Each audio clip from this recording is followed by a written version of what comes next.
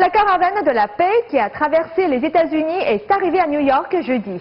Ce mouvement a pour but de faire prendre conscience du cas des victimes de la violence engendrée par la guerre lancée par le président Calderón contre les narcotrafiquants. Une volonté de mettre un terme à cette guerre qui, depuis ces 6 dernières années, a fait au Mexique plus de 60 000 morts et 10 000 disparus.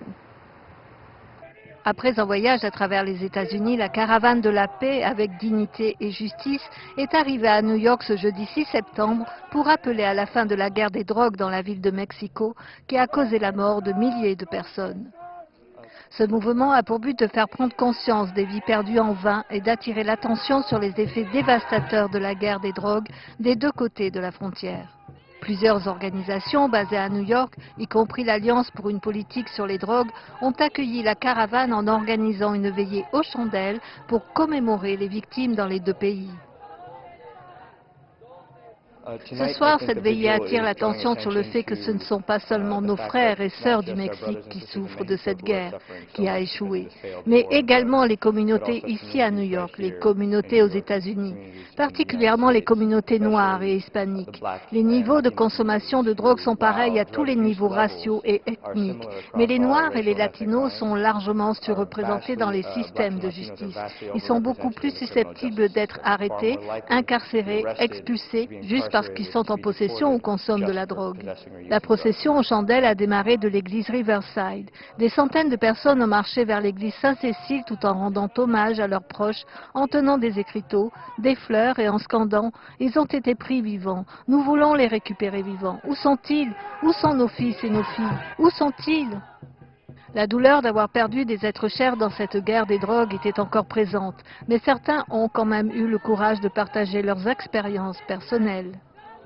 Joaquin is my firstborn, and he was killed 2 years ago. He was brutally assassinated. Joaquin est mon premier-né. Il a été tué il y a 2 ans. Il a été sauvagement assassiné. Il est né à Cancun et il s'est installé à Mexico quand il est rentré à l'université en 2e année d'architecture.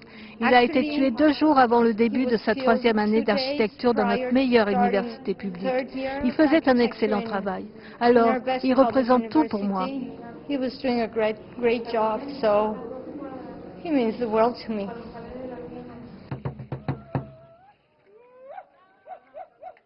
Olga Rice a perdu plus de 20 membres de sa famille dans cette guerre contre laquelle elle se bat. Elle explique les raisons personnelles et politiques pour lesquelles elle participe à cette caravane. Nous voulons changer la politique, par exemple. Il y a un rapport avec le trafic d'armes. C'est avec ces armes qui tuent nos frères et sœurs au Mexique. Javier Sicilia est un poète récompensé, mais peu connu jusqu'à ce que des hommes armés tuent son fils de 24 ans. Il a donné la voix à des milliers de Mexicains. En ce moment, je n'écris pas de la poésie. Je change la narration politique. Je fais de la poésie dans la vie politique. Je veux bouger le monde politique par la poésie. La caravane de la paix avec dignité et justice s'est terminée par une conférence de presse et un rassemblement dans le centre de New York.